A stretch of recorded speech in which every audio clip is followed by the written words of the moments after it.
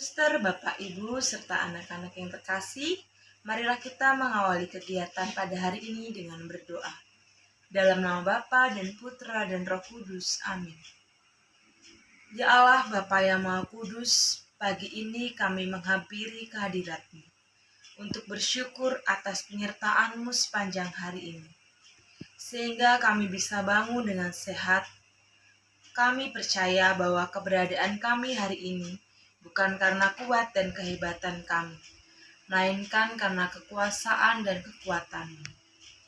Hari ini kami akan kembali beraktivitas. Kami mohon penyertaan-Mu untuk hari ini. Apapun yang akan kami lakukan, semoga dapat menyenangkan hati-Mu. Berikanlah kami kecukupan dan jagalah kami agar kami tidak melakukan tindakan yang merugikan diri sendiri maupun sesama. Ampunilah juga kesalahan dan dosa kami yang kami buat sepanjang hari ini. Demi Allah Bapa dan Kristus Sang Juru Selamat, kami telah berdoa dan mengucapkan syukur kepadamu. Amin. Bacaan dari Injil Matius bab 4 ayat 18 sampai dengan 22. Sekali peristiwa ketika Yesus sedang berjalan menyusur danau Galilea, ia melihat dua orang bersaudara, yaitu Simon yang disebut Petrus dan Andreas saudaranya.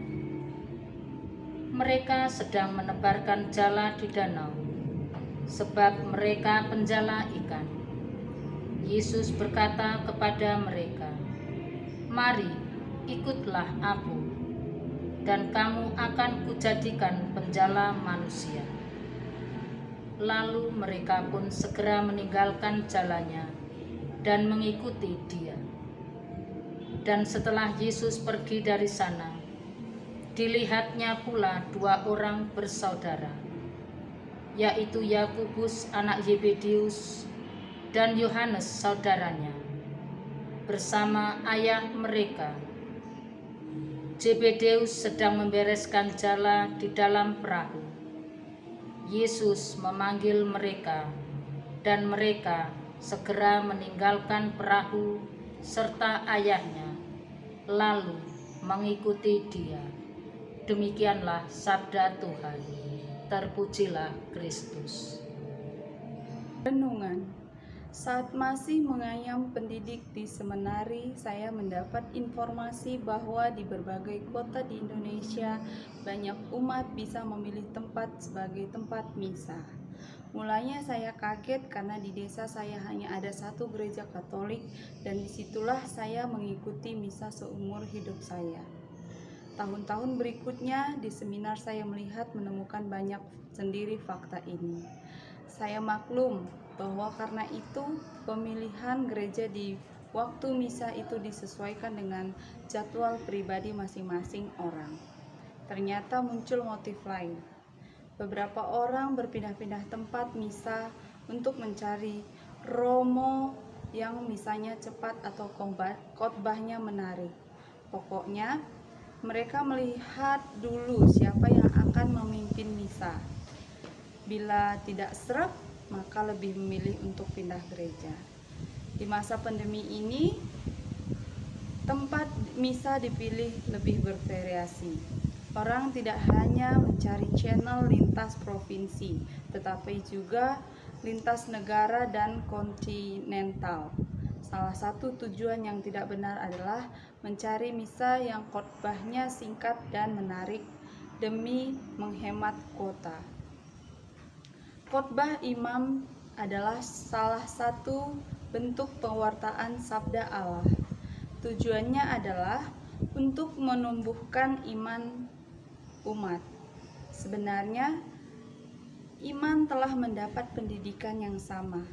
Lagi pula, ada kualifikasi tertentu untuk menjadi seorang imam. Ada uskup atau profesional untuk pihak berwenang lain yang berkapasitas untuk mengukur kelayakan seseorang untuk menjadi imam. Dengan kata lain, semua imam sudah teruji dan terkualifikasi. fenomena pemilihan. Tempat misa atau itu mungkin menjadi bahan evaluasi bagi para imam. Di sisi lain, patutlah kita juga merefleksikan peristiwa ini.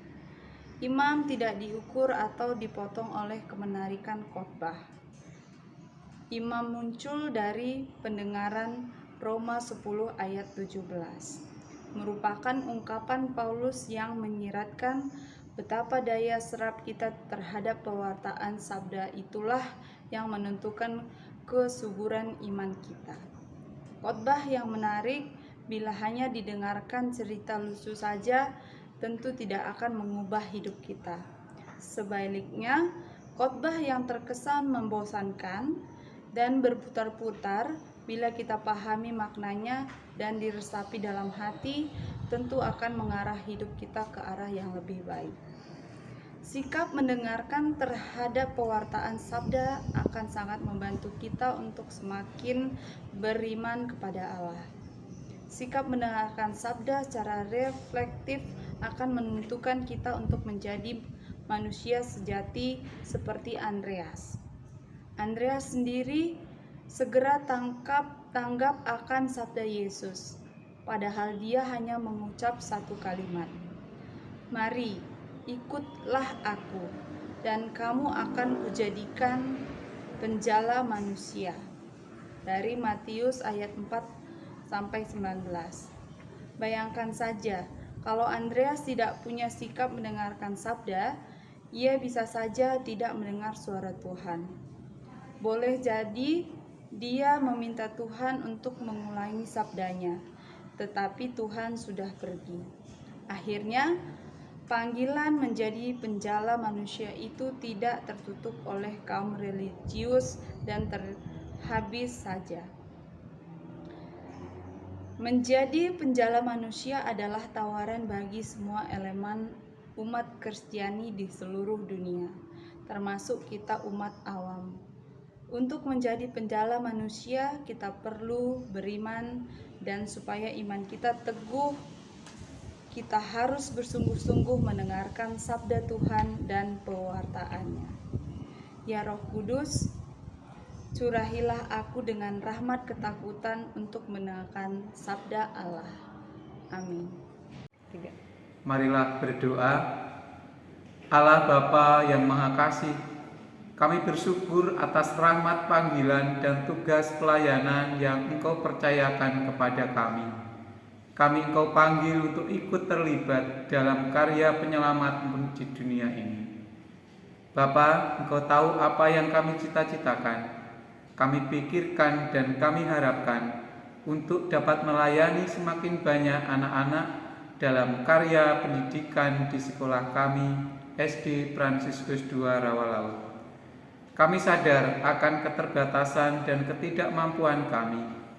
Dengan segenap pengharapan akan iman dan kasih, kami mohon dengan tulus, berkatilah usaha kami, keluarga besar SD Fransiskus II Rawalaut, dalam mengusahakan peserta didik baru di unit kami ini. Bantulah dan sertailah kami agar layak menjadi perpanjangan tangan-Mu untuk berbagi berkat mendidik dan mendampingi anak-anak yang Engkau percayakan kepada kami dengan semangat Santo Fransiskus Asisi. Doa ini kami sampaikan kepadamu dengan perantaraan Kristus, Juru Selamat kami. Pilar 3 jujur, karakter 5 berjiwa besar, indikator 5 mampu mengikuti pelajaran yang tidak disukai. Setiap peserta didik mempunyai hobi atau kesukaan yang berbeda. Ada anak yang menyukai pelajaran matematika, ada juga yang menyukai pelajaran bahasa Inggris atau menyukai IPS. Namun di sekolah, kita tidak dapat memilih pelajaran yang kita sukai. Kita dilatih untuk mengikuti semua pelajaran, termasuk pelajaran yang tidak disukai. Mengikuti pelajaran sangat penting bagi peserta didik. Setiap pelajaran mempunyai tingkat kesulitan masing-masing. Pada umumnya, pelajaran yang sulit tidak banyak diminati oleh peserta didik. Jika kita tidak mengikuti pelajaran yang tidak kita sukai, sama halnya kita tidak ingin memahami dan mengerti pelajaran tersebut. Kita memiliki rasa takut saat mengikuti pelajaran tersebut dan merasa kesulitan dalam memperoleh nilai. Peserta didik harus dibiasakan menyukai semua pelajaran. Apabila ada pelajaran yang belum dimengerti, segeralah mungkin belajar dengan teman atau bertanya kepada guru mata pelajaran tersebut. Tanyakan hal-hal yang belum paham, sehingga kita bisa mengerjakan soal dan dapat mengikuti pelajaran yang tidak kita sukai dengan baik. Terima kasih. Doa damai. Jadikanlah aku pembawa damai. Tuhan, jadikanlah aku pembawa damai bila terjadi kebencian. Jadikanlah aku pembawa cinta kasih bila terjadi penghinaan. Jadikanlah aku pembawa pengampunan bila terjadi perselisihan. Jadikanlah aku pembawa kerukunan bila terjadi kebimbangan. Jadikanlah aku pembawa kepastian bila terjadi kesesatan. Jadikanlah aku pembawa kebenaran bila terjadi kecemasan. Jadikanlah aku pembawa harapan bila terjadi kesedihan. Jadikanlah aku sumber kegembiraan bila terjadi kegelapan. Jadikanlah aku pembawa terang. Tuhan, semoga aku lebih ingin menghibur daripada dihibur, memahami daripada dipahami, mencintai daripada dicintai. Sebab dengan memberi, aku menerima.